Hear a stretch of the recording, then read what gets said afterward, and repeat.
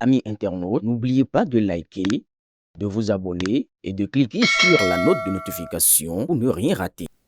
C'était en février 1990. Au PLM Allegio de Cotonou, ils s'appelaient prêtres, militaires, syndicalistes, femmes de marché ou hommes politiques et j'en passe.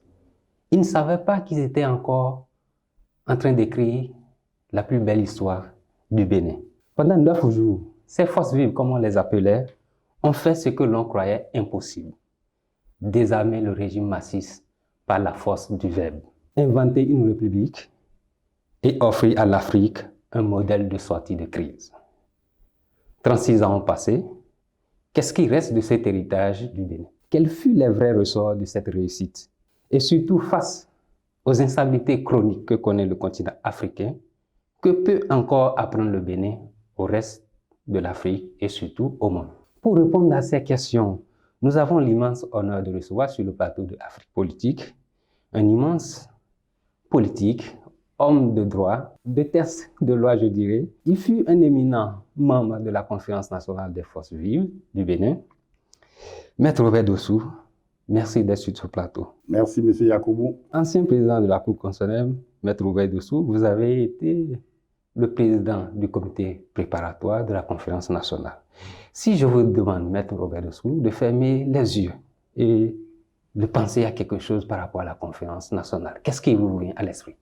Je pense d'abord à quelque chose à laquelle plus personne ne pense et au sujet de laquelle je suis convaincu que délibérément, il y a eu une coalition pour étouffer cet événement.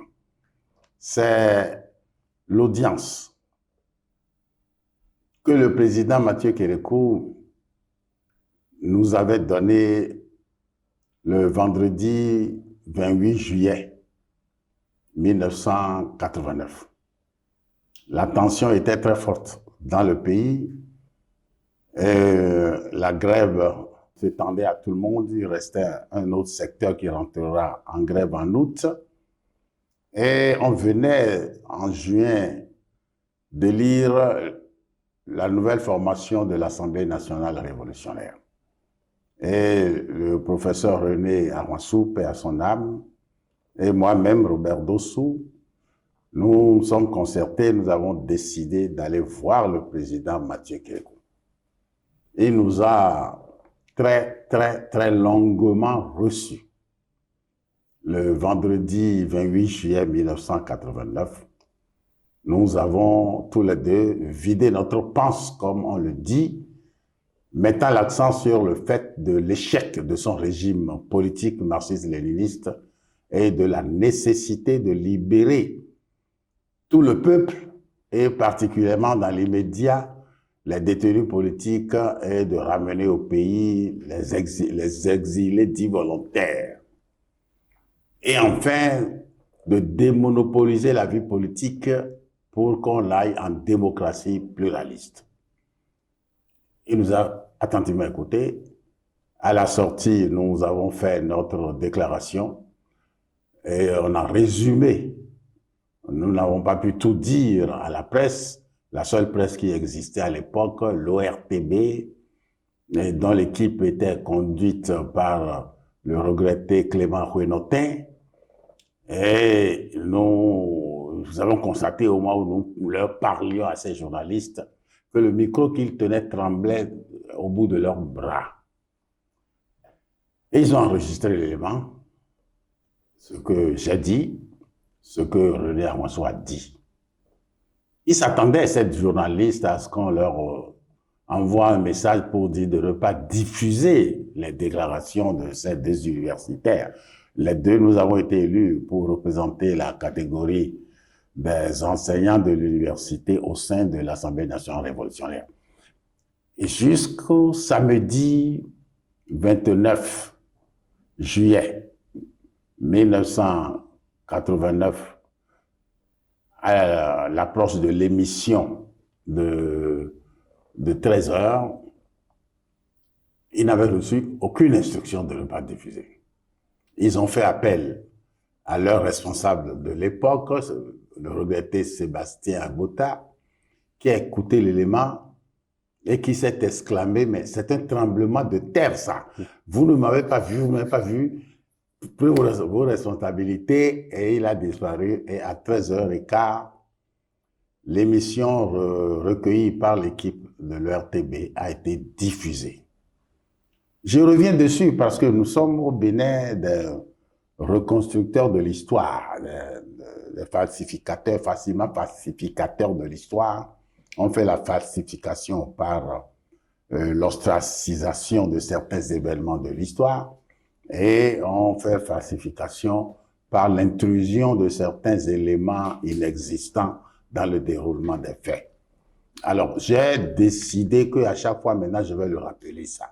Pourquoi? Parce que ça a eu un effet énorme sur tout le pays, sur tout le Bénin et jusqu'au-delà. Et ça a fait disparaître dans le pays la peur. Les gens se sont dit, mais si cette télévision et cette radio officielle, publique, bien contrôlée, sous contrôle d'un parti unique, où on ne peut pas aller dire n'importe quoi pour que les journalistes diffusent, si ces organes de presse diffusent, c'est que il y a quelque chose, c'est que on nous lâche un peu dans la liberté. Et ça a été fondamental. Moi, je l'ai appelé une balise. Cet événement était une balise parce que après cet entretien, qu'est-ce que Mathieu Kérékou a fait? Le 31, il a reçu le 28 et le 31, la nouvelle assemblée récemment élue en juin devait commencer sa session et élire le chef de l'État. Parce qu'à l'époque, c'est l'Assemblée nationale révolutionnaire qui élisait le chef de l'État. Et puis aussitôt après, il formait son gouvernement.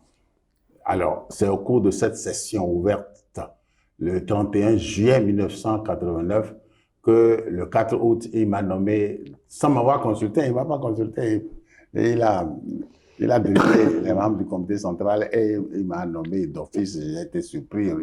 Il m'a nommé ministre délégué auprès de lui, chargé du plan et de la statistique.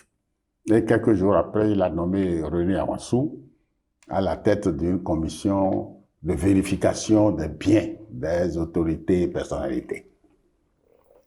Alors, j'ai compris par cette dénomination que il voulait nous mettre à l'essai au niveau de nos convictions et il voulait s'appuyer sur nous pour entamer des réformes. Donc, il fallait accepter, j'ai accepté et je suis rentré. Et c'est ainsi qu'il m'a confié la direction du comité national préparatoire de la conférence nationale. Et je m'arrête là pour dire que l'expression comité national préparatoire de la conférence nationale, ça vient de lui. Et je trouvais superflu qu'il y ait national et nation. Et il m'a dit non, laissez-moi ça comme ça, cette conférence est nationale. Et puis les forces vives sont de la nation. Alors, il a insisté, il a tenu à ce que ces deux expressions soient maintenues. Aujourd'hui, je vois des gens qui font sauter l'un des termes, non, il faut garder ce terme. Et je précise en même temps que si je vais parler avec lui pour l'orienter vers une sorte de cette forme de réunion, moi, j'ai employé le terme table ronde. C'est lui qui m'a dit, non, conférence nationale. Il va faire une conférence nationale. Voilà la clarification des choses. Maître Robert Lessou, au cours de l'émission, qu'est-ce que vous avez dit et ça faisait tellement peur aux journalistes ou bien à tout, mais ce que nous avons dit, nous lui avons dit carrément que son régime a échoué sur tous les plans et qu'il lui fallait jeter la Constitution d'un côté et regrouper toutes les forces du pays et que nous sortions du marxisme-léninisme et que nous n'avons pas dit de supprimer son parti marxisme-léninisme, mais qu'il autorise tous les autres à créer parti politique. Nous avons préconisé le multipartisme et la liberté, les droits de l'homme, l'état de droit. Mais dans l'immédiat, il fallait libérer tous ceux qui étaient condamnés pour des questions politiques. Il fallait les libérer tous et discuter avec eux. Et puis, il fallait tout faire pour que les exilés puissent revenir chez eux. Voilà. Et puis, nous avons critiqué longuement les arrestations qu'il venait de faire. Il y avait un groupe d'enseignants dont l'un des acteurs un des acteurs de ce groupe est parti récemment. Enfin, il a été rappelé à Dieu il y a quelques mois, François Sounouvou, qui était professeur de CEG. Et ils étaient 29 enseignants, ils ont écrit une lettre ouverte au chef de l'État. La lettre ouverte était destinée à éviter une année blanche. Ils avaient écrit cette lettre de bonne foi, de manière patriotique, mais la lettre avait été très, très mal perçue par le président Mathieu Kérékou, qui les a fait arrêter. Et une chose que je n'ai jamais dite, c'est que certains de ces 29 professeurs, certains d'entre eux m'ont appelé pour dire qu'on les cherche, on doit les arrêter à cause de cette lettre. Et j'ai conseillé à certains de disparaître. Chose qu'ils ont faites et on ne les a pas arrêtés. J'en ai moi-même caché un ou deux. Ça, j'ai jamais dit ça publiquement. Je le dis aujourd'hui.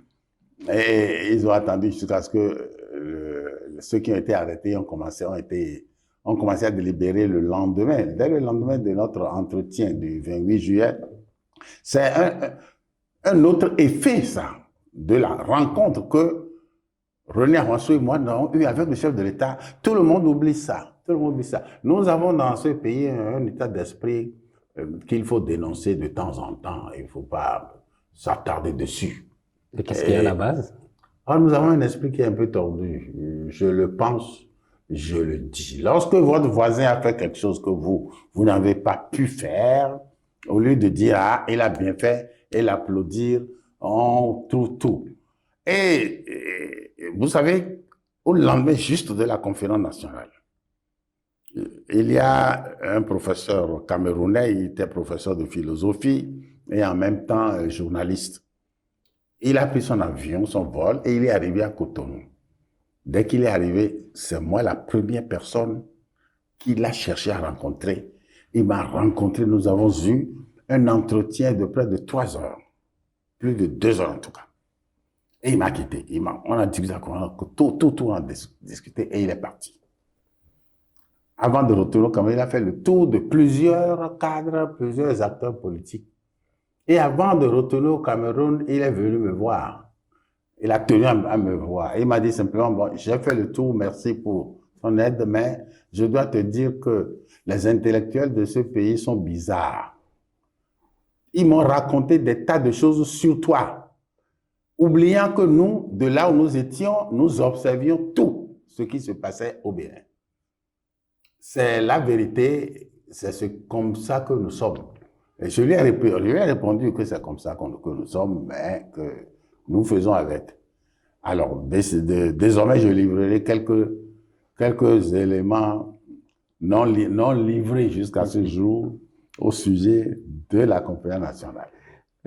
Mais comment guérir cette maladie-là que nous avons, nos Béninois? Comment guérir? Comment nous guérir? Éviter... Par la patience et la critique. Si on libère la parole, que chacun peut s'exprimer librement, voyez-vous, il y a une science qui a été créée il y a un peu plus d'un demi-siècle, qu'on appelle l'histoire des mentalités. Une matière pluridisciplinaire qui met ensemble les philosophes, les historiens, les sociologues. Malheureusement, cette science n'a pas connu le développement que je lui souhaitais à l'époque où je l'ai découverte. C'est qu'il y a quelque chose qu'on appelle l'histoire des mentalités. Il faut partir d'une étude sans concession de notre mentalité et avec patience découvrir les voies et moyens qui permettent de faire évoluer cette mentalité de manière endogène, pas par des procédés de dictature. Or, jusqu'ici, tout le monde a parlé de changer de mentalité. Ça a été le leitmotiv du premier président de la République du Dahomey, Hubert Kotoko Maga. Changer de mentalité. Toute cette équipe politique de l'époque le disait. La révolution, qui a été une dictature, l'a dit aussi, il faut créer un homme nouveau. Aujourd'hui, nous entendons encore les mêmes expressions sous des formules variées. Non. S'il n'y a pas une liberté, les gens ne changeront pas. Ensuite, l'exemplarité et la patience. Ceux qui sont visibles devant doivent être des modèles, des hommes et femmes exemplaires. Mais quand vous-même, vous voulez entraîner, vous n'êtes pas exemplaire, vous ne pouvez pas entraîner les gens. Ensuite, il y a un élément auquel certains font attention, mais auquel tout le monde ne fait pas attention. Nous avons eu des universités créées. La recherche scientifique au cœur de l'université doit être encouragée. Pas seulement dans les matières scientifiques, dites scientifiques techniques, mais dans les matières sociales et dans les matières sociales, dans les matières humaines, dans les matières psychologiques, sociologiques. Parce que l'homme est un tout. L'homme est un tout. L'homme est un tout. Ça, ne l'oublions jamais. Mais quand nous l'oublions pour dire que c'est de tel aspect seul qu'on va s'occuper, on néglige les autres aspects et l'évolution ne peut pas se faire. Alors, il faut qu'on prenne la patience d'attendre qu'une masse critique se forme et un dynamisme nouveau naît. Mais les dynamismes nouveaux qui naissent au forceps ne sont pas toujours efficaces. Ça peut durer, cette forme de dynamisme peut durer 20 ans, 40 ans, un demi-siècle. Et puis un beau jour, on se rend compte qu'on était dans l'erreur. Ça peut péter de l'intérieur. Je m'arrête là pour ça, parce qu'il y a beaucoup de choses à dire sur le comment changer cela. Je ne veux pas trouver la solution. C'est une question qu'il faut se poser en permanence. Et ça entraîne des réponses qu'il faut améliorer au fur et à mesure. Merci, Maître, pour cette recette. Je voudrais revenir sur votre démarche, vous et René Amansou, que vous avez cité. Lorsque vous avez entrepris cette démarche, est-ce que vous n'avez pas craint qu'on vous arrête? Parce que c'était coutumier en ce moment. Très bien. Voyez-vous, moi j'étais à Paris quand le putsch, je ne peux pas dire le putsch de Mathieu Kérékou, je dirais le putsch de l'armée. Pourquoi? Parce que en 1972, nous avions un régime que nous avons baptisé le monstre à trois têtes. C'est un régime du conseil présidentiel.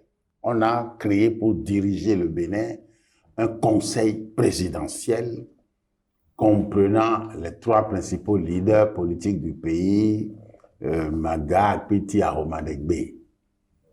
Et chacun devait présider le conseil à tour de rôle, 2 ans, 2 ans. Et lorsque le 26 octobre, avant le 26 octobre, le fonctionnement de ce conseil a divisé le pays en 3.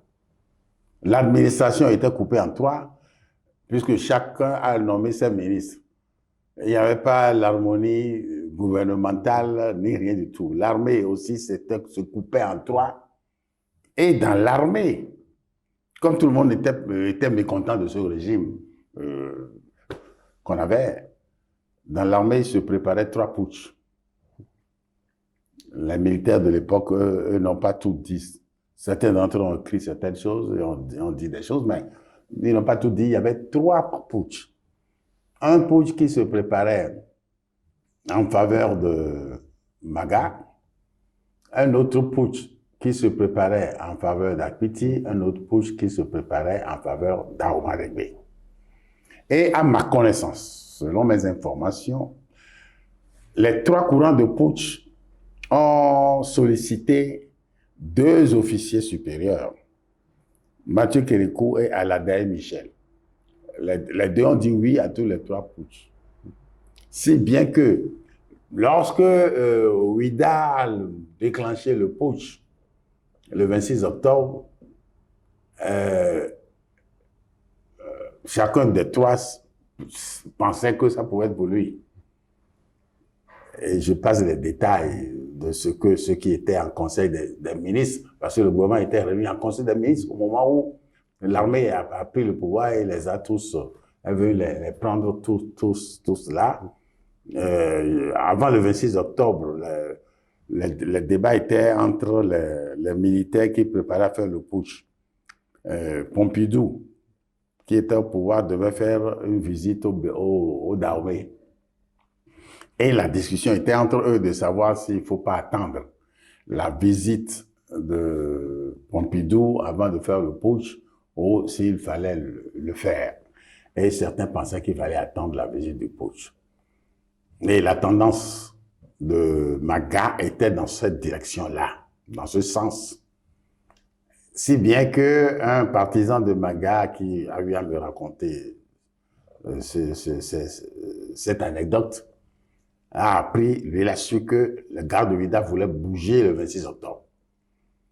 Bon, comme lui était convaincu qu'Elko était avec eux pour Maga, il a appelé le président, il a appelé Kérékou pour dire, ah, mais commandant, les gars de Ouida, ils veulent faire ça le 26, hein. Le 26. Alors, Kérékou dit, ah bon, ils vont faire ça sans moi. Bon, allez vous calmer, laissez-moi faire. Bon. Et le putsch a eu lieu effectivement le 26. Et les trois chefs d'État ont été surpris que ce putsch ne fut ni pour l'un ni pour l'autre. Et tous les trois ont été déposés en résidence surveillée à Boïcon, où ils sont restés 10 ans. Ils sont restés de 1972 à 1982. Et en 1982, je le dis aujourd'hui, c'est un peu par mon action indirecte qu'ils ont été libérés. Comment ça? Bien, c'est feu mon père qui connaissait beaucoup des militants de cette révolution, parce que c'était mes anciens camarades de mouvement étudiant et du mouvement du PAI, Parti africain de l'indépendance. C'est eux qui ont poussé à cette idéologie qui était dans les dirigeants. Donc, ils venaient souvent à la maison et mon père les connaissait. Donc, mon père me disait presque tous les jours. Dès que j'arrive, il dit, mais va-t-il à tes amis de libérer les anciens présidents? Je dis, mais moi, ce ne sont pas mes amis, ce ne sont plus mes amis politiques, mais ce sont des amis, je les connais. Va leur dire de libérer. Ils ont échoué, vous les avez enlevés du pouvoir. Maintenant, ils ont échoué, vous les avez enlevés, mais pourquoi vous les privez de liberté? Il faut les libérer. Moi, à mon tour, je répétais ça à des gens qui sont proches de régime tout le temps, avec les arguments que j'ajoutais. Et un jour, une dame, je ne sais pas qui a vécu au camp, son mari était militaire, et il connaissait très bien Kérékou, il fréquentait, il allait.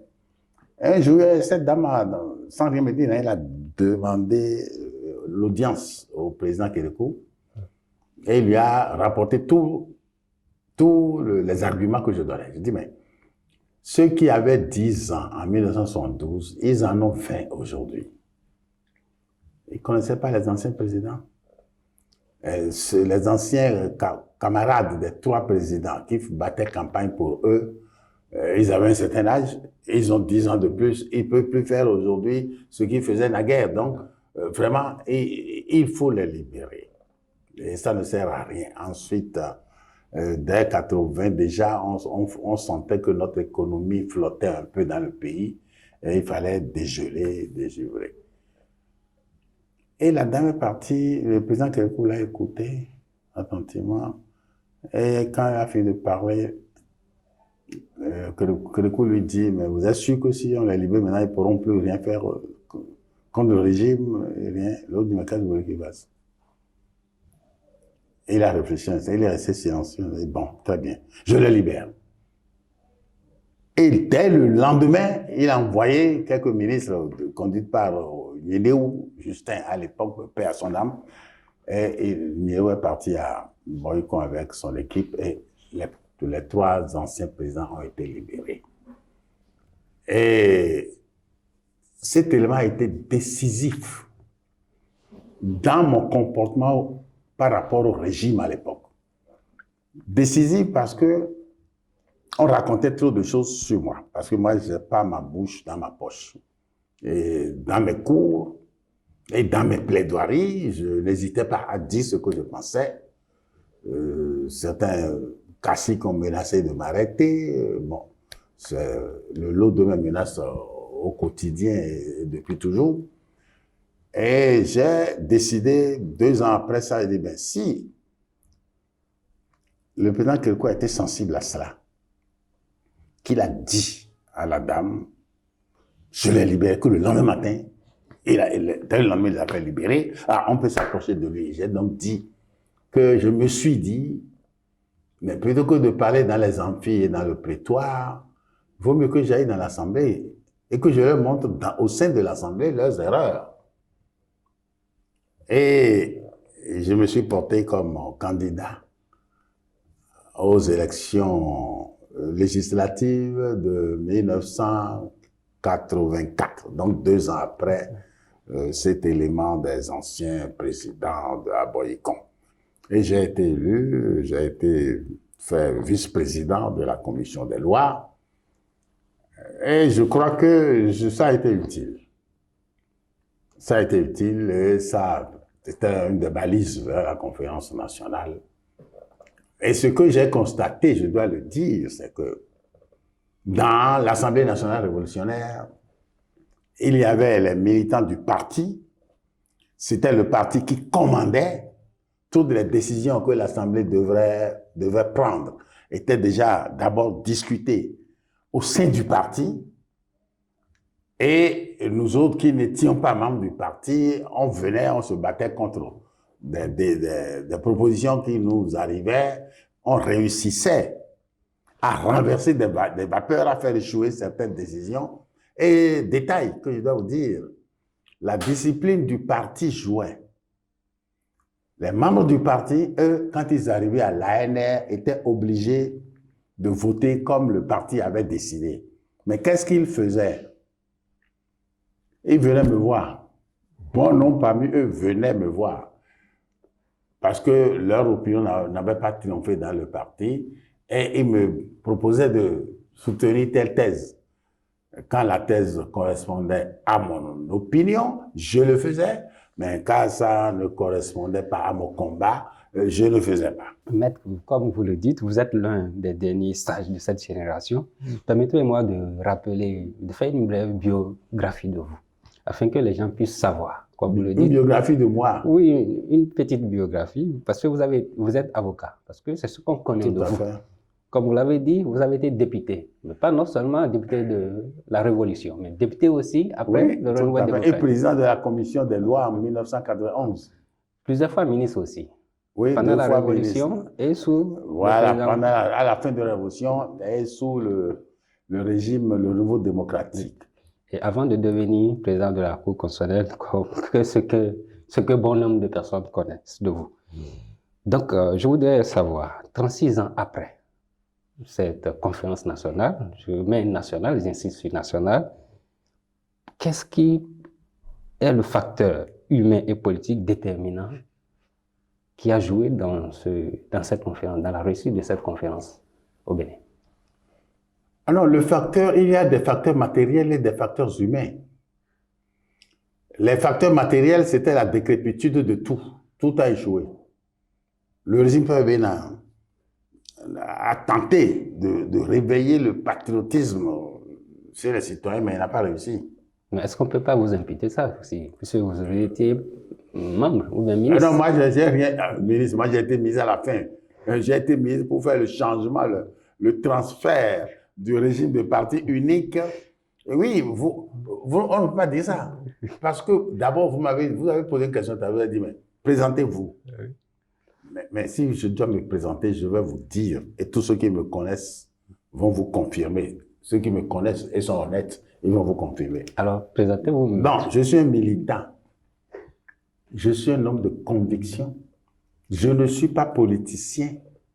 D'ailleurs, quand je rentrais en politique, où j'ai fait campagne, j'ai déjà un parti politique. Les équipes qui m'accompagnaient au cours des campagnes électorales me critiquaient. Mais président, toi, tu dis trop la vérité. Il faut mentir un peu. Dis-moi, je ne peux pas faire. Je vais prendre ma bouche là, dire quelque chose aujourd'hui, faire des promesses aujourd'hui, et demain, on va me coincer là-dessus et je vais me mettre à bégayer, je ne fais pas ça. Et j'écoute d'autres qui ont la langue comme ça et ils n'hésitent pas à vous promettre vos vaches cochons, Monzévo et tout. Non, je suis un militant, c'est-à-dire quand je suis convaincu de quelque chose, eh bien, je ne mens pas dessus. J'ai appris, depuis que je suis rentré au Bénin, j'ai appris à me taire un peu. Avant, je n'avais pas cette habitude-là. Dès que je pense la chose, paf, je balançais. Depuis mon enfance, je balançais. Et mon père m'a encouragé. Mon père m'a interdit, on m'a frappé la bouche à un moment donné. On ne dit pas tout, on ne dit pas tout. Donc, je ne comprenais pas. Mais aujourd'hui, j'ai compris qu'on ne dit pas tout. J'ai été au pouvoir. Tout ce que j'ai découvert dans le pouvoir, si je dois tout dire, je mettais le feu au pays. Comme la Bible dit, toute vérité n'est pas bonne à dire. Oui, tout à fait, toute vérité n'est pas bonne à dire. Voilà. Il faut dire la vérité et il faut la dire que lorsque elle est utile. Elle doit réveiller les consciences, faire changer les choses. Mais si c'est pour aggraver les choses, gardez ça. Gardez pour vous, soyez patient. Parfois, il faut attendre le moment approprié pour dire la vérité. Parfois, il ne faut jamais la révéler. Jamais. Jamais. Par exemple, vous voyez, quelqu'un a été adopté très tôt, bébé. Il porte le nom d'un père qu'il aime, et il a une mère qu'il aime. Il a grandi convaincu que le papa et la maman, là, que c'est son père et sa mère. Il atteint 20 ans, 30 ans. On lui dit non, c'est pas ton père. Ah, comment ça va, mon père? On lui démontre que c'est pas son père. Mais il peut se révolter contre le père et la mère, de lui avoir pas révélé ça. Et c'est arrivé dans la réalité, ça a été porté sur plusieurs films. Alors ça, c'est une vérité qu'il ne faut pas dire, qu'il ne faut pas révéler. Le type est dans ce bonheur, ça ne sert à rien de dire cette vérité. Ouais, ça ne sert à rien. Mais maintenant, est-ce que cette vérité n'aurait pas pu être dite dès que l'enfant atteint un âge de raison? Quel est cet âge de raison? Il faut en discuter avec les psychologues pour lui dire, voilà, nous on t'aime beaucoup, mais voilà, tu n'es pas notre enfant biologique, mais tu es notre enfant. Et que tout le groupe familial adhère. Vous voyez, dire la vérité demande une certaine science, un certain art. Quand vous lancez sans considération des hommes et du temps, des choses et des humains, vous allez par votre vérité créer des difficultés. Maître, en 90, rien n'était gagné d'avance pour cette conférence nationale. Ah, pas du tout. Maintenant, quel est le facteur, je reviens toujours, quel est le facteur humain ou politique qui a empêché à ce que le processus ne dérape pas? Il y a un premier facteur, la surprise. Personne ne croyait réellement en cette conférence nationale, sauf quelques-uns comme moi. Donc ils participaient, mais ils n'étaient pas confiants. Ah non, ils sont venus parce que ils se sont dit, ils sont venus nombreux, plus nombreux qu'ils ne devraient être, puisque nous avons mis des quotas à chaque catégorie qui doit venir, mais il y a eu des délégations qui sont venues en surnombre. En surnombre. Les Gabonais, par exemple, sont venus en surnombre, les Sénégalais en surnombre, les délégations de France en surnombre, et le comité national préparatoire a été très prudent, nous n'avons pas voulu régler. On a mis ces dossiers de côté pour remettre au bureau de la conférence nationale. Et nous sommes interdits, enfin, je dis nous sommes interdits, mais en réalité, c'est moi qui ai bloqué, empêché que aucun membre du comité préparatoire n'entre dans le présidium de la conférence nationale. Puisque nous étions 8 ministres, tous membres du gouvernement, et les gens se doutaient. Quand on est ministre, on n'a plus son cerveau libre. Le 5 janvier 1990, j'ai d'ailleurs donné une conférence de presse qui a duré 5 heures. Et je l'ai déclaré, dit, mais vous croyez que quand on rentre dans un gouvernement, on n'a plus son intelligence, on n'a plus ses convictions personnelles? Parce que les gens m'ont traité de tous les noms, traître, tout ce qu'on a vu, tout ce qui passait par la tête à tout le monde, mais je n'ai pas écouté, j'ai continué. Alors, j'ai fait confiance au président Mathieu Guelkou, parce que les entretiens que j'avais avec lui m'entraînaient vers la confiance. Mais je m'inquiétais parce que j'ai su que quand moi je discutais avec lui le jour, le soir, il y a d'autres qui allaient lui prêcher le contraire à la maison le soir.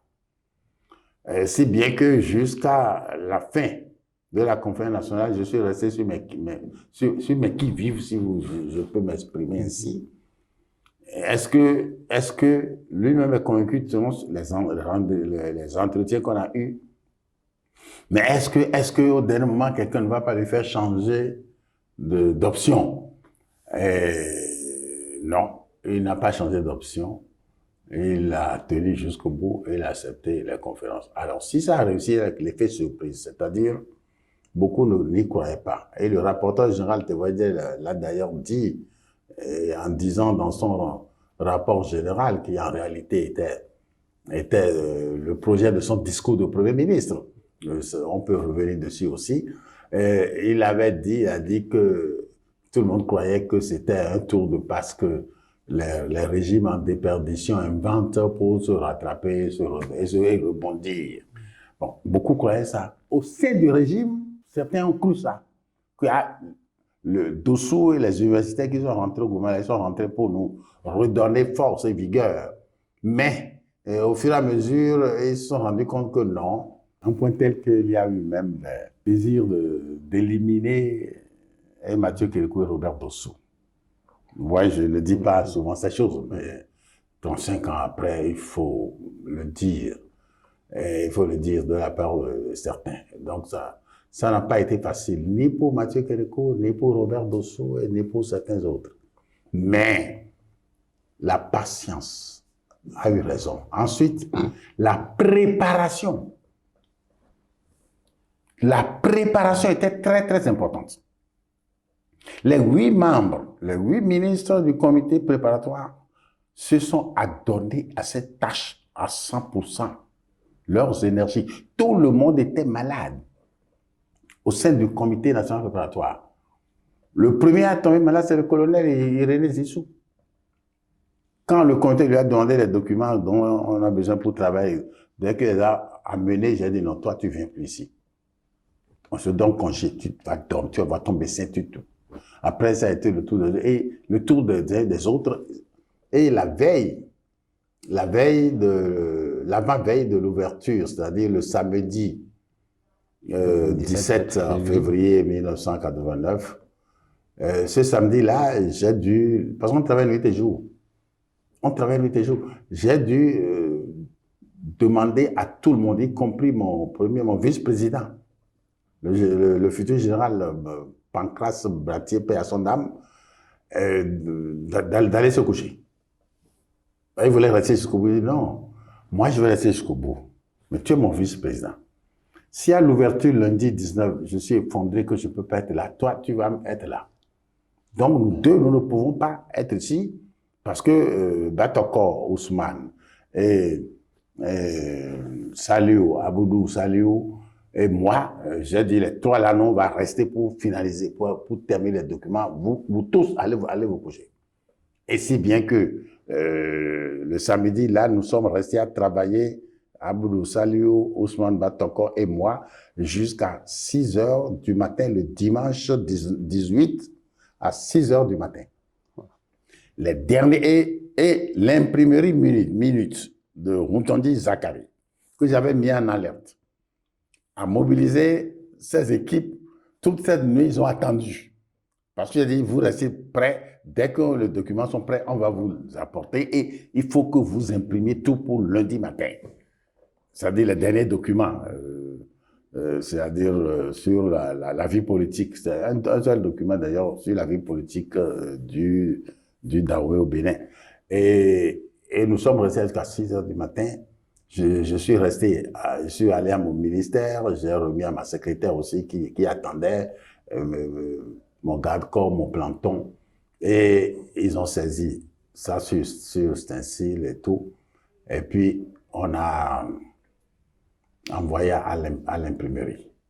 Je les ai laissés porter ça à l'imprimerie. Une fois qu'on a fini, on a corrigé.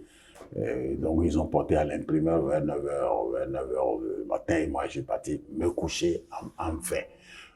Ce dévouement d'un 8 membres du comité préparatoire, plus les cadres que nous avons réquisitionnés.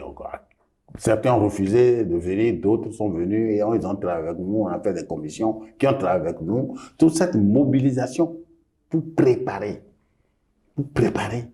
ça a été formidable. Et il y a eu, chose qu'il ne faut pas négliger, le fait que le comité national préparatoire a lancé un appel à projet de société. Nous avons reçu, je ne peux pas vous donner le nombre exact des projets de société, mais je vous dis que nous avons à peu près 500 retenus, 500 qu'on a traités. Et ces projets de société comportaient en gros 2 parties. La critique de la situation qu'on a vécue juste là, et deuxième partie, le projet de société, ce que l'on souhaite. Nous les avons remis au président Mathieu Kérékou, qui a tout lu avant le début de la conférence. Donc, quand tout le monde parle de souveraineté de la conférence, non, ce n'est pas la souveraineté proclamée par la conférence. J'écoute les gens, ça m'amuse. Nous avons proclamé la souveraineté et c'est ça qui a fait réussir la conférence. Je dis non. Dans d'autres pays, je ne veux pas les nommer, ils ont proclamé aussi la souveraineté. Ils ont pris aussi évêque pour diriger comme nous, mais ils n'ont pas réussi. Mais nous avons réussi à réveiller le patriotisme. Pas des conférences de presse, voilà, les conférences de presse que nous donnions. J'ai commencé la conférence de presse le 5 janvier 1990. Et périodiquement, quand on arrive à une étape, je passe à la radio, j'explique. Et on a été très cool. Et ensuite, dans la préparation, nous avons rencontré les membres du comité central du parti de la Révolution populaire du Bénin. Nous avons tenu une réunion avec eux. Nous leur avons dit, c'est vous qui avez dirigé le pays, attendez-vous à recevoir toutes les critiques. Nous, on vous supplie de ne pas réagir. Si vous réagissez, les gens vont se fâcher, ça va se transformer en tribunal, on ne veut pas tribunal. Et nous avons reçu les préfets. Vous savez que la structure du gouvernement à l'époque était Conseil exécutif national, le membre du gouvernement, puis le Conseil exécutif national comprend les préfets. Et une fois par mois, les préfets venaient siéger au Conseil des ministres. On a profité de cette fois par mois-là pour qu'après le Conseil des ministres les rencontrer, le comité national préparatoire. Et nous l'avons donné des directives, je dois dire, que les conseils à suivre. 1.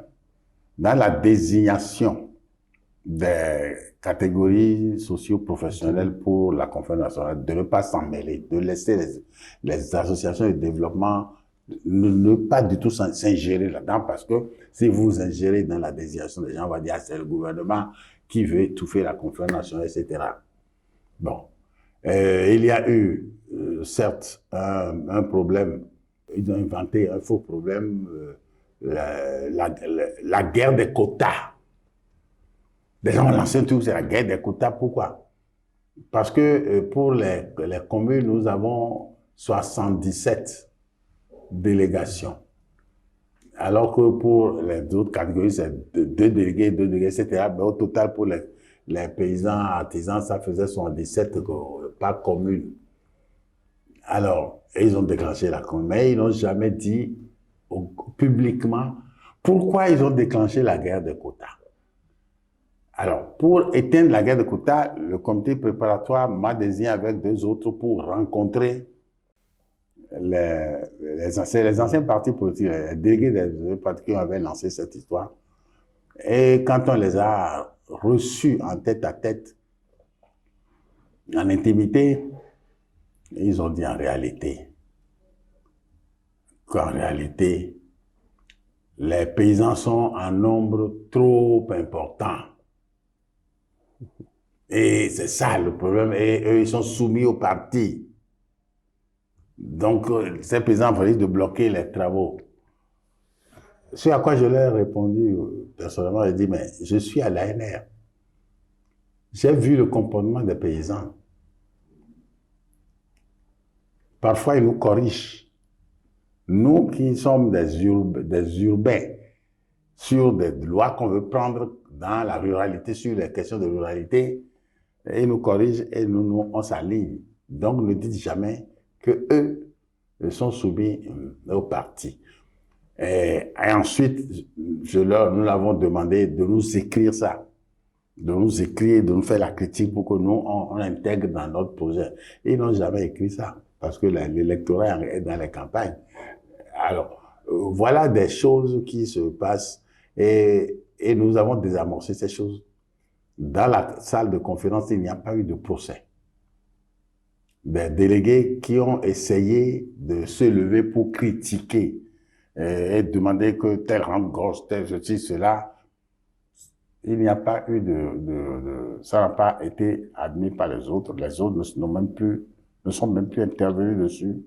Et c'est comme ça que nous avons réussi. Mais un élément essentiel, c'est qu'il y a une conjonction entre ceux qui sont au pouvoir et toutes les oppositions possibles dans le pays.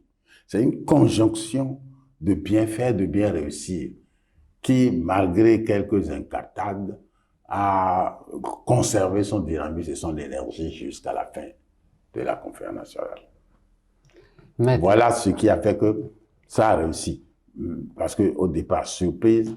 Deuxièmement, conjonction, bonne et excellente préparation. Vous qui vous savez menacer en son temps comme le président Kérékou, comment avez-vous obtenu ce renoncement pacifique du pouvoir par l'armée? C'est pas du jour au lendemain, c'est un processus. On n'est pas arrivé de manière spontanée à la conférence nationale. Vous savez que le régime du PRPB avait pris dès le départ l'habitude de créer des séminaires de révolutionnarisation. On appelait ça séminaire de révolutionnarisation du secteur de l'éducation nationale. Ça a été le tout premier séminaire qui a posé les jalons de l'école nouvelle, avec production à l'appui, ce qui a transformé, mal appliqué, ça a transformé les élèves en voleurs, en pickpocket de leurs parents. Et ils volaient pour aller donner à l'école comme production. Bon, bref, tout ce qui avait été bien pensé, mais mal mis en œuvre, a conduit à des déformations. Et quel a été le rôle de Monseigneur Isidore de Souza? Est-ce que c'était un leader ou bien un simple modérateur au cours de la conférence? Qui? Monseigneur Isidore de Souza. Non, Monseigneur Isidore de Souza joue un rôle très important. Très, très important. C'est ce que nous, on avait pensé. Qu'il ne fallait pas prendre un politicien, un homme qui se prépare à compétir dans la démocratie qui allait arriver. Il fallait un homme d'église qui n'est pas destiné à l'ambition politique. Et le dimanche, quand j'ai bien dormi, l'après-midi, j'ai fait le tour de quelques délégués. Puis moi, j'avais la liste de tous les délégués. Donc, ceux que je pouvais approcher, dire attention, vous devez veiller à ce que ce soit un homme d'église qu'on choisisse comme président du présidium.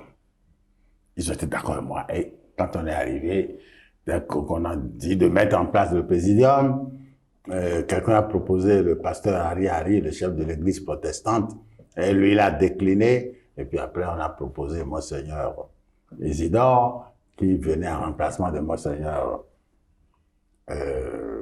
Sastre. C'était lui que la conférence épiscopale avait désigné, mais lui était un malade, et Monseigneur de Souza l'a remplacé. Je crois que la main de Dieu était quelque part dans cette réunion-là. Et Robert Sastre, lui, Monseigneur Robert Sastre, il est un peu comme tous les Robert. Nous, on est très tranchés, mais Monseigneur de Souza, lui, il est très arrondi. Il sait envoûter les choses. Et puis, il avait la patience de toujours dire merci. Même quand on l'insulte, dit merci. Et nous l'avons même surnommé dans la conférence nationale Monseigneur Merci. Alors, il disait merci. Et il ne disait rien qui puisse choquer quelqu'un. Il poussait même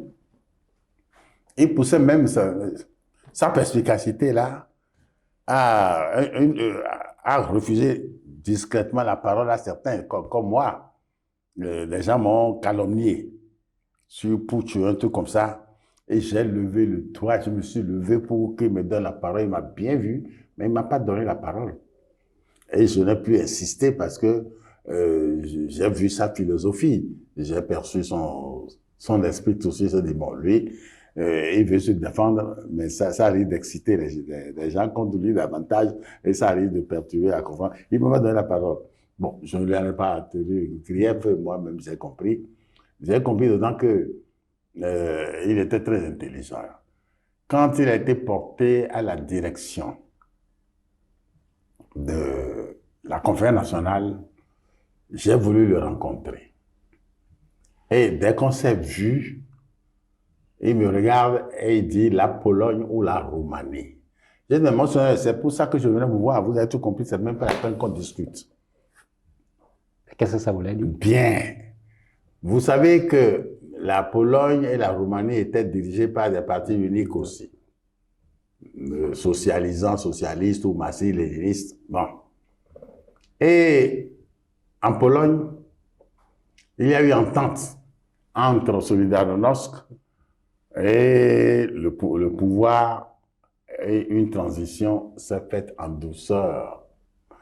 Tandis qu'en Roumanie, Ceausescu avait résisté très fortement et ça s'est terminé dans un bain de sang et dans la mort du leader national. Donc, à l'époque, on comparait. Est-ce qu'il faut suivre la voie de la Pologne ou la voie de Roumanie? Donc, moi, je voulais voir, moi, c'est pour qu'on harmonise un peu nos conceptions là-dessus, tout ce qu'il faut faire pour que les gens comprennent qu'on a intérêt à faire la mutation en douceur, à la manière de la Pologne, plutôt que d'aller vers la violence à la manière de la Roumanie. Maître, beaucoup de personnes se demandent pourquoi la conférence n'a pas essaimé beaucoup à travers le continent, parce qu'aujourd'hui... À travers le continent. Ça a essaimé quand même. Oui, ouais. Ça a essaimé. Pourquoi ça n'a pas réussi? Parce qu'aujourd'hui, on a des pays qui sont encore dans l'instabilité politique. Qu'est-ce qu'il faut aujourd'hui pour ça? Non, mais le mal africain est qu'à l'exception des États nord-africains, d'Afrique du Nord, nous n'avons pas d'État. La plupart, nous n'avons pas d'État. Quand vous dites ça comme ça, oui, nous n'avons pas d'État en tant qu'institution. Ouais, moi, je l'ai toujours dit. Nous avons des organes que la colonisation nous a laissés.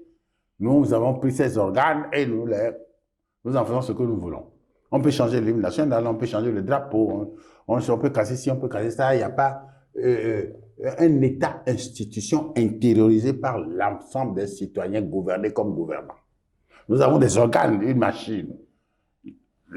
Non, si ça va absorber tout le débat sur la conférence nationale. Mais si vous voulez, nous pouvons faire des émissions sur l'État africain. D'accord. L'État africain, qu'est-ce que c'est? C'est des organes coloniaux dont nous avons hérité à l'indépendance.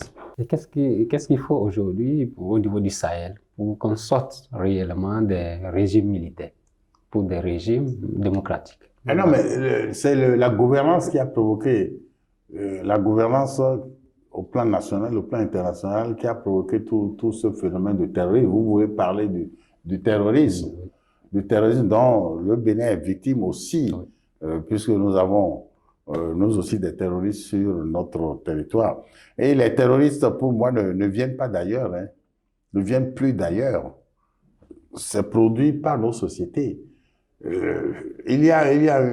Bon, écoutez, j'ai dit que je vais parler avec vous de la conférence nationale. Alors, vous êtes en train de m'entraîner sur l'actualité, là. Mais ce que je veux vous dire seulement, c'est que des jeunes gens, sachant pertinemment qu'en traversant la Méditerranée pour aller en Europe, ils peuvent mourir en cours de route. Ils le savent. Et malgré ça, ils partent en abandonnant leur pays. Ça doit nous interpeller et ça ne nous interpelle pas suffisamment. Non. Parce que c'est votre pays. Vous savez qu'en allant là-bas, vous n'avez plus aucun espoir au niveau de votre pays. Alors il faut recréer cet espoir-là pour tout le monde. Pas la bonne gouvernance. Quand on fait des efforts pour amener l'ensemble des gouvernements du continent vers la bonne gouvernance, ça marche 1 an, 2 ans, et puis 1 à 1, les gens perturbent. L'affaire du mécanisme. Le MEP, mécanisme d'appréciation par les pairs. J'y ai participé, j'ai fait ça dans certains pays. On a étudié tout le système de gouvernance du pays, on a fait un rapport. Bon, qu'est-ce que c'est devenu? Pourquoi on ne peut pas s'entraîner et s'entraider en comparant les gouvernances exemplaires avec les gouvernances qui ne marchent pas? Vous avez parlé de ces facteurs-là qui ont permis au Bénin de réussir. D'autres nous ont copiés. Maintenant, qu'est-ce qui a fait que ça n'a pas réussi comme? La conjonction entre tous les courants politiques et les gouvernants de l'époque, ça n'a pas concordé. Ça n'a pas eu lieu. Il n'y a pas eu concorde entre. Mais chez nous ici, il y a eu. Lorsque Bertin Bonnat est arrivé, condamné à mort par le gouvernement de Kérékou, et puis lui et Kérékou sont tombés dans les bras de notre, sont embrassés devant tout le monde, mais c'est inédit ça. C'est formidable ce que nous avons fait. C'est formidable ce que nous avons fait. C'est formidable ce qui s'est passé. Les condamnés à mort et ceux qui les ont condamnés à mort se sont retrouvés dans une symbiose, c'est formidable. Et Mathieu Kérékou, qui a fait présider les organes qui ont condamné à mort plusieurs fois, le président Bédénès Issou a pris Bédénès Issou comme son conseiller fidèle, principal. Et il a nommé son fondeur de pouvoir la francophonie. Mais vous voyez, c'est extraordinaire. C'est ça. Et cette ferveur-là, nous en avons besoin. Mais pour l'atteindre, il faut beaucoup d'humilité et de tolérance. Maître, quelques petites questions. En 90, si c'est des hypothèses, si la conférence avait échoué, est-ce que... moi, j'étais foutu. Non. Alors, vous voyez, je pense à mon jeune frère qui n'est plus. Le professeur Dossou Komlan François. Il était professeur de philo et doyen de la faculté des lettres et sciences humaines à Abomey-Calavi. Lui, il avait eu très peur pour moi quand je suis rentré à l'Assemblée nationale révolutionnaire en 84. Il est venu, m'a fait un bouquin que toi, tout seul, tu vas changer. Tu veux changer quoi? Tout seul. Il avait peur. Et puis, quand je suis rentré au gouvernement de Mathieu Kérékou, il s'est dit, ils vont le tuer. Bon. Et vous voyez, ça a été un miracle aussi. Mais c'était l'audace. Si certains d'entre nous n'avaient pas l'audace de tester. Lorsque René Amansou et moi, on allait voir Mathieu Kérékou, moi, j'avais décidé de faire ça. Quand René Amansou m'a rejoint, je lui ai dit, réfléchis bien. On peut aller voir Kérékou maintenant, et de là, on nous déporte à Dodja, ou qu'on nous envoie... À Segbana? À Segbana? Ou qu'on nous envoie à Segbana, Dodja pour casser les pieds, ou aller à Segbana. Est-ce que tu es prêt à ça? Et il dit, il va réfléchir. Je dis, bon.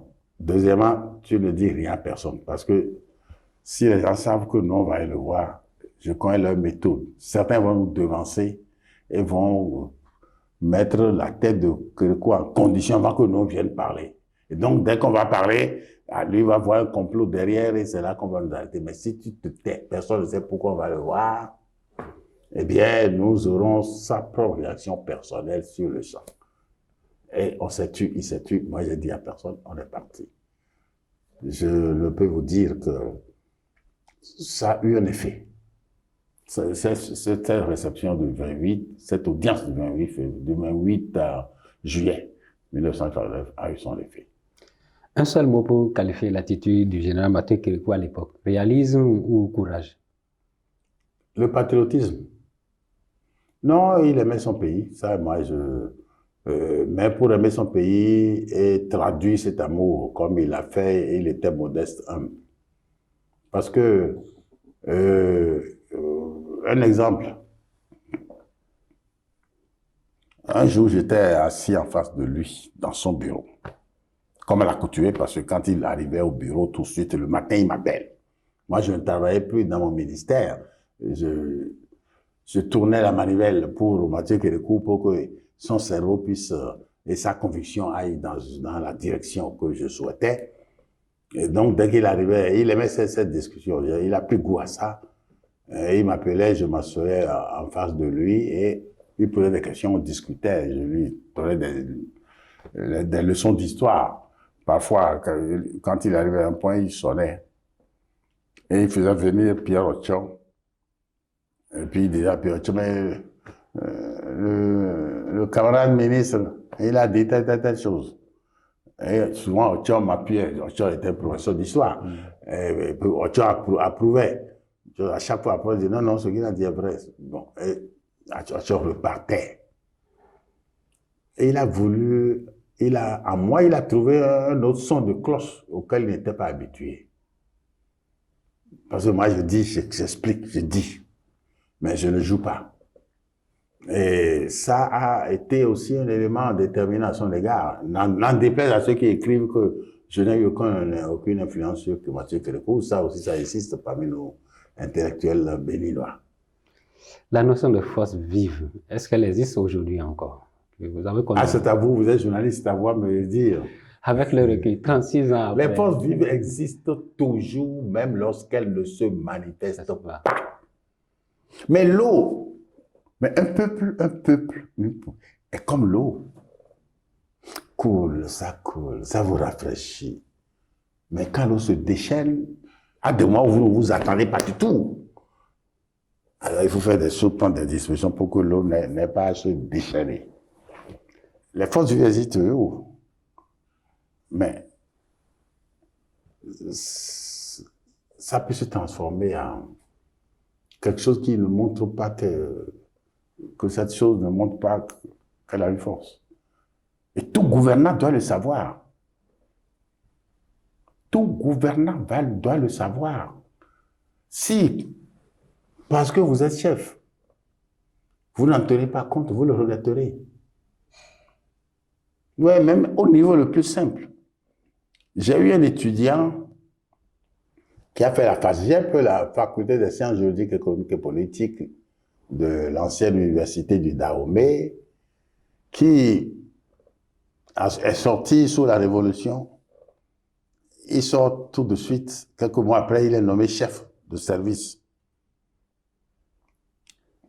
Et puis, quelques temps après, il est nommé directeur. C'était la période où les vieux fonctionnaires étaient détachés, envoyés à l'université ou envoyés dans une organisation internationale quand on ne veut pas les casser pour qu'on encourage les jeunes. Bon.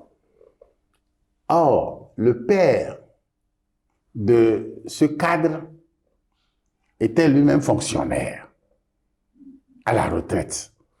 Et lorsque son fils est venu le voir pour lui dire « Ah, papa, je vais être nommé directeur. » Ah, le père était subi de quoi? Tu es sorti de l'université depuis quand? Et maintenant tu es directeur. Les choses vont très vite. Maintenant, de notre temps, tu n'es pas directeur tout de suite comme ça. Et le père réfléchit, dit bon. Le père se baisse, prend prend un caillou et il montre à son fils. Regarde bien. Qu'est-ce que c'est? Il dit, mais c'est un caillou. Bon, maintenant observe.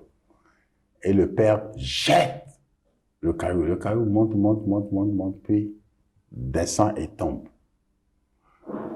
Le père demande au fils, qu'est-ce que tu as vu? Ah oui, le caillou est monté, puis est descendu. Mon fils, c'est ça la vie.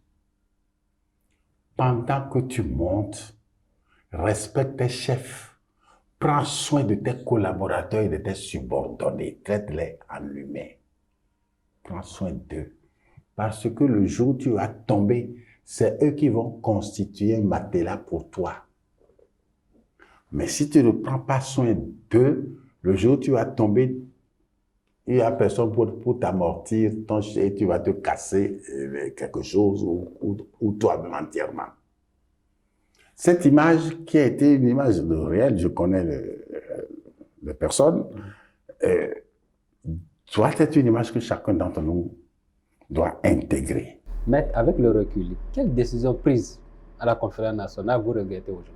Ah, j'en regrette aucune. Donc tout n'était pas fait. Rien ne peut être parfait. Quelle que soit l'action humaine, rien ne peut être parfait. J'ai compris toutes les décisions que je n'avais pas soutenues. Pendant la proclamation de la souveraineté, je n'ai pas soutenu. Pourquoi je n'ai pas soutenu? Parce que moi, je savais que c'est ce que le Mathieu Kérékou voulait. Puisque moi, je lui avais proposé de jeter par-dessus bord la loi fondamentale, de dissoudre le gouvernement, le Parlement, et de renvoyer tous les ministres chez eux. Il me regarde et dit, mais vous voulez que je fasse un coup d'État alors? Et j'ai baissé la tête, après je lui ai dit, mais c'est ce que le peuple veut. Il a essayé un instant, dit, je ne peux pas, moi je ne peux pas, je ne peux pas, moi je ne peux pas, je ne peux pas, je ne peux pas, je ne peux pas. Et il a répété ça plusieurs fois et puis je lui ai dit, mais pourquoi vous ne pouvez pas? Il a plaqué ses deux mains sur la table de son bureau, sur le bord de son bureau, et il m'a dit, mais moi j'ai juré sur la conférence nationale. Je ne peux pas me lever aujourd'hui et jeter par-dessus bord la conférence nationale. Ils vont me traiter de parjure. Même si au premier abord, ils m'applaudissent, 2 jours après, ils vont dire que j'étais parjure, que je ne peux pas. Et lorsque les projets de société sont arrivés, qu'on lui a envoyé, il a lu. Un soir, il m'a appelé, il m'a dit, mais j'ai lu dans ce que vous m'avez envoyé, et ils disent que la Corée doit être souveraine. Qu'est-ce que ça signifie? Je lui ai dit, mais une fois que la conférence nationale aurait pris une décision, plus personne ne viendra au-dessus de la conférence pour remettre cette décision en cause. Et que ce que la Corée va décider sera exécuté immédiatement. Il m'a dit, mais c'est ce que moi je veux. Et il a dit ça parce que lui ne veut pas prendre les changements qu'il voulait. Il ne voulait pas que ça vienne de lui tout seul, que ce soit un consortium de la voix du peuple qui porte cette décision-là. Et c'est ce qu'on a fait. Et qui est selon vous le héros méconnu de cette conférence nationale? Le quoi? Le héros méconnu de cette conférence. Ah non, moi je ne sais pas. Celui dont on ne parle pas, mais qui a été un acteur déterminant dans cette conférence. Ah, il y a toujours des héros méconnus. Mes chauffeurs, mon gardien, tous ceux qui sont... Non, ceux qui ne sont pas visibles. Il y en a beaucoup. Moi, j'allais aux réunions avec 2 chauffeurs. L'un qui est de santé fragile, lui, il a attrapé maladie à la fin de la conférence nationale. Bon, il est décédé. Personne. Le deuxième chauffeur, lui, nous rentrions tous les jours à 5h30 et à 8h, nous repartions au ministère. Et à 10h, on était en réunion de comité préparatoire. Mais sa femme disait, mais d'où tu viens? L'autre dit, mais je viens du boulot. Ah, et ton patron, lui, ne dort pas. Tous les matins, tu viens à 5h30. Au lieu d'avoir l'intelligence d'aller chez le patron pour dire, mais patron, pardon, votre chauffeur, il rentre tous les jours à 5h30. Elle n'a pas fait ça, ça fait boucan entre eux, bagarre entre eux, sérieux. Parce que pendant toute la période, on rentrait quand la date approchait. Parce que c'est nous-mêmes, pour ne pas être rattrapés par la violence, nous avions demandé très tôt au président Kérékou de lancer la convocation à une date, à la date de 19 février. Et il nous a dit, mais vous êtes sûr que vous allez terminer? Je dis, président, si nous n'avons pas ce butoir, nous allons vouloir bien faire, et ça va traîner. Cette histoire doit être réglée rapidement pour remettre tout le monde à l'aise. Bon, et il a fait, il a pris la décision, il a pris le décret de convocation. Et quand on a vu ça, c'est nous-mêmes qui avons demandé. Donc, nous nous sommes assigné la tâche de terminer tous les éléments préparatoires avant le 19. Et pour le faire, donc, nous avons consacré nos repos. On a consacré nos nuits à cela. Et ça a réussi. Et qu'est-ce qui reste de cette conférence-là aujourd'hui? Les fondamentaux que la conférence nationale a posés. Ah non, la démocratie demeure fondamentale, même si elle a été pervertie d'une certaine manière les premières années et d'une autre manière les années qui suivent, ça demeure. On peut lui tourner le dos, on peut tourner la conférence. Tôt ou tard, nous reviendrons à la conférence nationale comme le 14 juillet dans le régime français. On l'a oublié, Napoléon avait dit que la révolution française s'est arrêtée aux principes qui l'ont fondée. Et il s'est lancé dans des conquêtes, mais tout le monde est revenu au 14 juillet. Vous nous avez donné une constitution en 90 qui a subi des transformations aujourd'hui. Vous voulez m'entraîner dans des débats de l'actualité? Non, pas des débats de l'actualité, puisque nous sommes en train de parler des fondamentaux, des leçons que les autres... Parce que c'était une constitution rigide qu'on ne voulait pas toucher, mais on l'a touchée aujourd'hui. Non, elle n'est pas... Elle est rigide, parce que la procédure pour la toucher est un peu complexe. Bon, mais on l'a touchée parce que c'est touchable. Les premiers qui ont voulu toucher ont hésité, ont tremblé et ont laissé. Pourquoi il faut laisser? Parce que cette constitution-là est la seule. Depuis notre existence en tant qu'État indépendant, c'est la seule qui n'est attachée à aucun régime, à aucun chef d'État.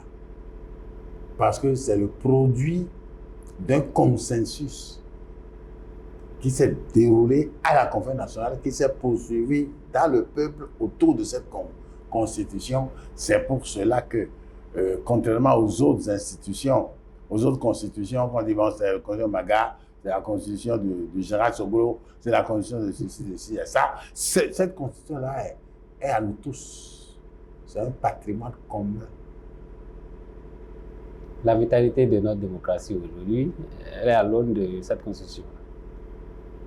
La régularité des élections. Et oui, avec les amendements qui sont apportés, puisque les amendements font partie de la Constitution. Maître, nous tirons vers la fin. Une leçon au béninois à tous ceux qui nous suivent par rapport à cette conférence et par rapport à la postérité.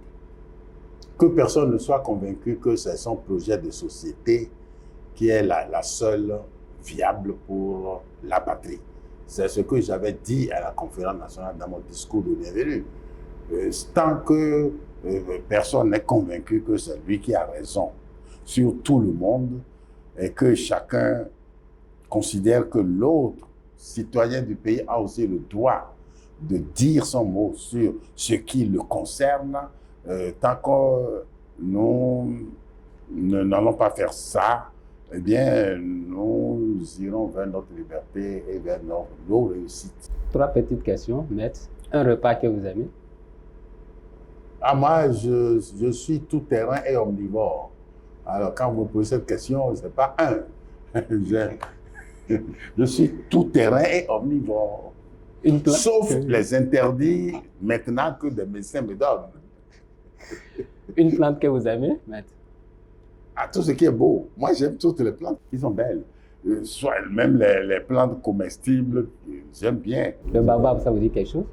Le baobab, c'est mon symbole politique dès le départ. Comment ça? Mais maintenant, j'ai été président de l'Alliance social-démocrate qui a participé aux élections ici au départ. Mais après, c'est le premier parti qui a pris le baobab comme symbole. Et puis après, quand le président Yahi Boni est arrivé, nous avons fondu dans l'AFC, l'ASD a fondu dans l'AFCBE, et nous avons laissé le baobab pour prendre Kori. Les autres campagnes, on l'a fait avec Kori. Bon, mais maintenant, le baobab a été récupéré par l'UPR, mais je ne suis pas UPR. Donc, mon baobab que j'ai laissé tomber a été récupéré, mais c'est bien, ça veut dire quand même qu'on avait bien pensé en prenant le baobab pour notre symbole. Maître, merci beaucoup pour cet éclairage que vous venez de faire sur la conférence nationale et surtout pour ces conseils, parce que je tenais réellement à inciter sur le baobab, parce que je connaissais l'ASD, votre parti, qui n'est pas connu de beaucoup de personnes. Merci de nous avoir éclairé sur la conférence nationale, parce qu'il y a des pans qu'on ne connaissait pas, que vous avez essayé d'expliquer afin qu'on puisse mieux cerner, tout en ayant encore un regret de n'avoir pas eu tout. Mais ce n'est que partie remise. Merci de nous avoir reçus chez vous. Merci, chers internautes, de nous avoir suivis. Et on reviendra encore une fois chez le maître Robert Dossou pour d'autres faits d'actualité que nous allons avoir avec lui. Merci.